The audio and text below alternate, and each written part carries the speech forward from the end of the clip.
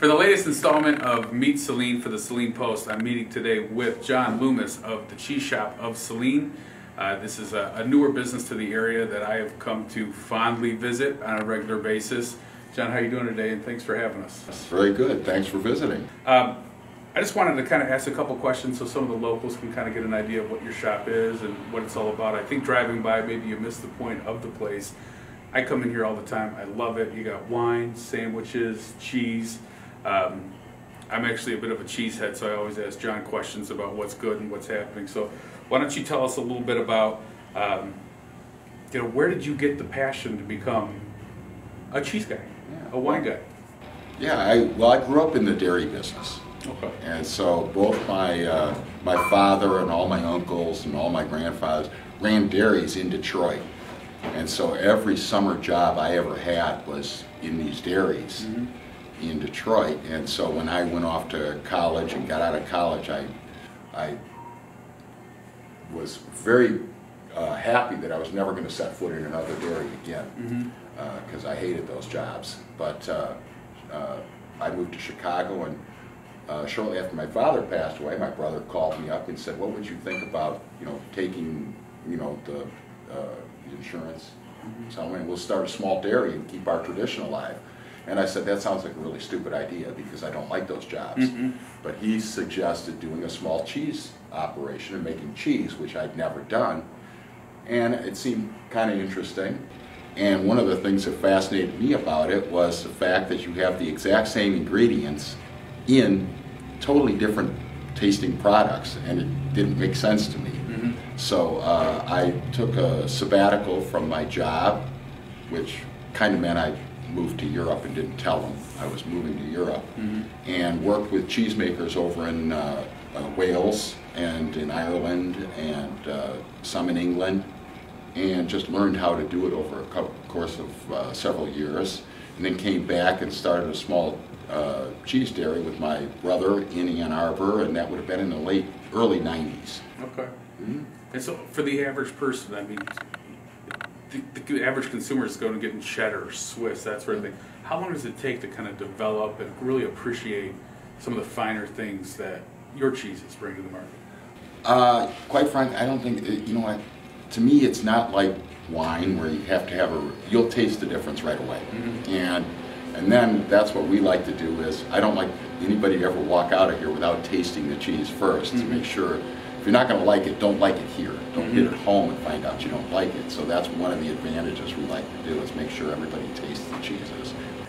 That's huge, because when I come in here, I'm always like, "Hey, what's new?" And you always kind of show me this. This is from this area. This is a mountain cheese. This is a valley cheese, and then you get to actually try a little piece before you're committed to buying. And it opened up my eyes to a lot of cheeses, like the. Oh God, what's the one? Euphoria? Yeah. That's like the best cheese I've ever had in my entire. I didn't even know they could make cheese that good. Yeah. Tell us about that cheese a little bit, if you don't mind. Euphoria comes from Holland. It's a aged, which usually means when you say an aged cheese, it usually means about a year or over.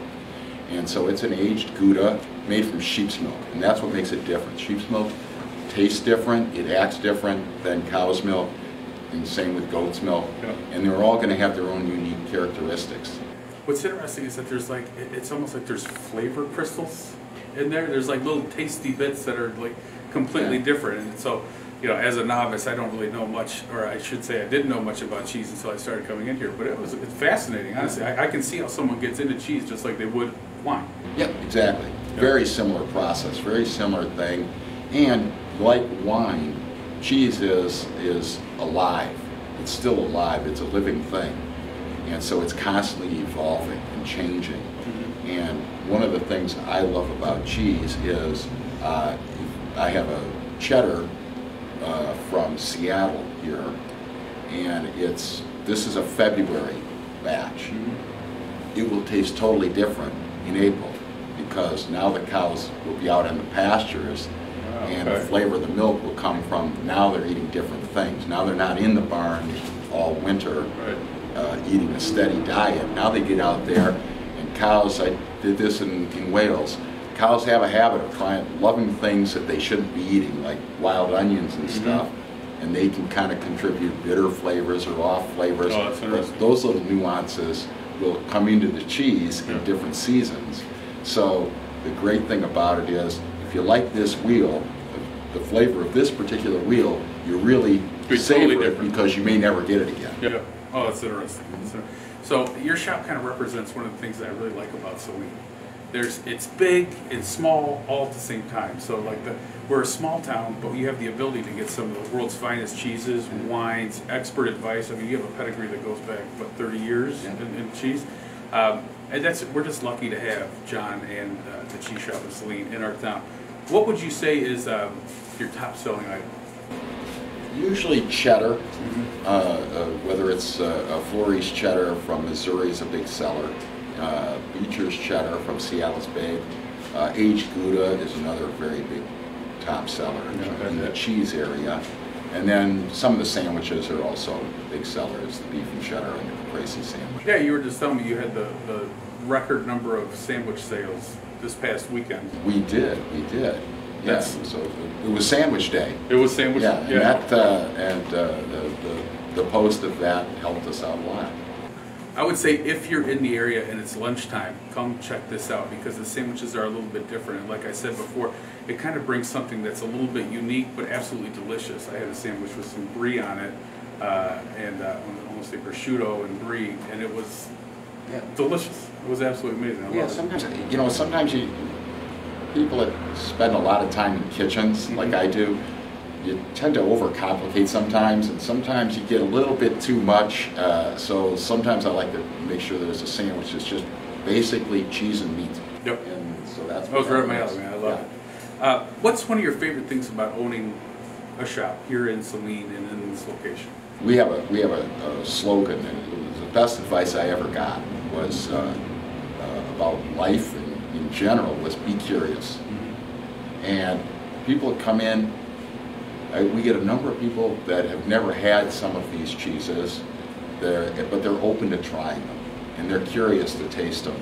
And I haven't experienced that in a long time. You can't deal in some areas and it gets a little cynical and things, and it's you battle with the different areas of oh, is this the best of this product or anything? Well, sometimes they're not. Sometimes cheeses are flawed. They'll never admit it, but cheesemakers make mistakes. I used to make mistakes from time to time, and you get flaws in the cheeses. And that's, to me, what makes them interesting. Just like people, flaws make you interesting, make people interesting, and makes cheeses interesting. It's a conversation piece, too. Try them first, and I think that's what I see now in Saline. People are trying them and experiencing something for the first time. Is a lot of fun. I have to agree with that 100%. I've been to 3 parties in the last month that had 1 or 2 of your cheese trays. Oh. And like people are sitting around the table in the island, tasting this, testing this. Oh, this goes great with this. Did you try it with that olive? I mean, it's instead of sitting there talking about football, which I love, by the way, you get to talk about cheese and olives and all that good stuff. So I just think it's super interesting, and I really like it. Do you have any special events coming up? Well, this Thursday, we're having our Thanksgiving wine. We're featuring a lot of wines that I think will go really good with Thanksgiving. Okay. And then we have some of our new foods. We're bringing in some preserves from France and some, I don't know if you've ever had Spanish Tran, but we'll be sampling that out. It's an almond and honey paste that's really good. And these are the setups where you have a whole table lined up. There's like tastings, wine, just sit down, sip a little wine. People can stop in from between 6 and 7:30. It's a free event. You can come in and taste. You can spend 5 minutes. You can spend 50 minutes, and hopefully buy some good stuff. Yeah, or just get some ideas for Thanksgiving. When the holidays get closer. And then we do a free tasting. We'll do one of those tastings usually every other Thursday. Okay. Yeah. And then they can go to your website? Go to our Facebook page, and we've just started. We've just working out the final kinks on our website, and we'll get those listed up there too. Beautiful, beautiful. Well, the cheese shop of Saline is located actually on Ann Arbor Saline Road, just a couple doors down from Dan's on the corner of Ann Arbor Saline and Michigan Ave. I highly suggest coming in and checking out. It really is an interesting shop, and John is a heck of a guy that always takes plenty of time with me and explaining everything to me, answering all my questions. Thanks very much for joining us today, and from the greatest little town in Michigan. Have a great day.